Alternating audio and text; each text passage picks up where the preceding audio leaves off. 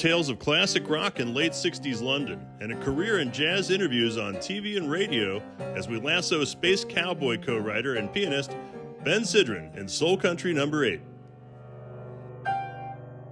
I went to England in 1967 to go to graduate school because I didn't think I was going to go on with Steve and Boz and those guys who were living in San Francisco. But they wound up coming to England to make the first Steve Miller Band record, and I hooked up with them, recorded, and got into the music scene there. And I hung out at Olympic Studios, which is where a lot of the early rock records are made, The Who and Small Faces, I don't know, a bunch of these bands. And all these musicians, Pete Townshend, Peter Frampton, they were all interested in New Orleans music. They listened to the meters. They were listening to the real stuff. They knew it. But when they recorded, they didn't try to be authentic because they weren't American. They weren't from New Orleans. So generally speaking, they took from it and invented this whole rock and roll world.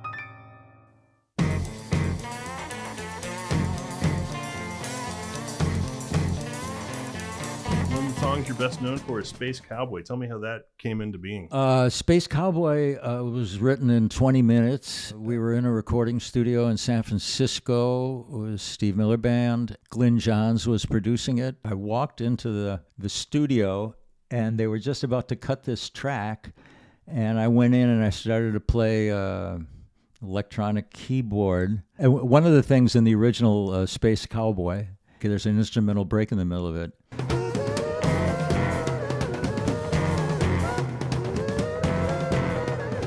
And I slipped in Dizzy Gillespie's Burke's Works in that space. Nobody knew what it was. I just said, hey, I got an idea, and I played that. But it wasn't a song. It was a rhythm pattern that suggested the Beatles' Lady Madonna, sort of. So Glyn said to Steve and myself, you go back to the hotel and write some lyrics, because we're going to make a song here. So Steve and I went back to the hotel, and I suggested, since we're doing homage to the Beatles anyway, they're all self-referential, and so I just started throwing out lyrics. And I got to the part at the end of the verse, and Steve looked at me and said, "'Cause I'm a space cowboy." I said, "What?" He said, "I bet you weren't ready for that."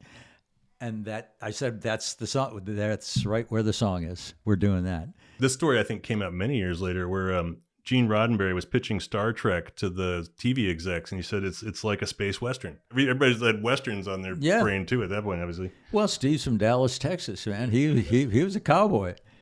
Tell me a little bit about some of your more well-remembered sessions.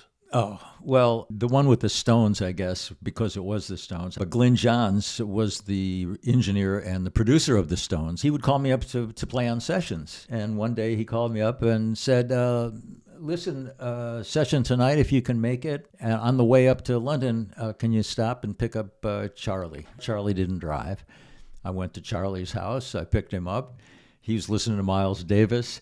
I said to him, "Oh, Charlie, man, it's so great to hear you listening to jazz, because I got to be honest with you, I don't listen to the Stones very often." He said, "That's all right, mate, neither do we." And so we got to London, we got into Olympic Studios. There was Mick sitting at the piano playing kind of an interesting ballad. And I said to him, "Hey, is that what we're going to record today?" He said, "No, man, I'm just fooling around with this." And an hour later, we were lined up, the actual Stones with me on a Wurlitzer piano, playing the same three chords over and over again for 6 hours.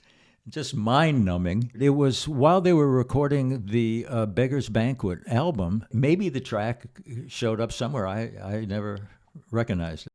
The VH-1 show, New Visions, and it was on Sunday night. It won the ACE Award. It was on like 11 o'clock Sunday night. All the jazz people watched it and knew it. And so that was on for 3 years, and everybody was on that show. It was the first, Miles was on it. Even David Byrne was on it. Jesse Hill, do you remember Jesse Hill? Ooh-Poo-Poo-Doo, he was on it. Big legacy guy in New Orleans. Love Jesse Hill. The premise was we were going to show videos, right? It was going to be the adult version of MTV. But there weren't that many videos coming out on jazz or blues. So we wound up doing a lot of interviews, to fill it out. And then we'd show whatever videos were available. So the interviews were wild. I mean, there was an interview with Sun Ra, which was fantastic because, you couldn't really give him stage directions. And so instead of having a segment that's 5 minutes long, you just had to fade to black and come back up, and he's still going. Any final thoughts? I like your show. Well, I'm glad we had you on it. So Ben Sidran, thank you very much for joining us on Soul Country.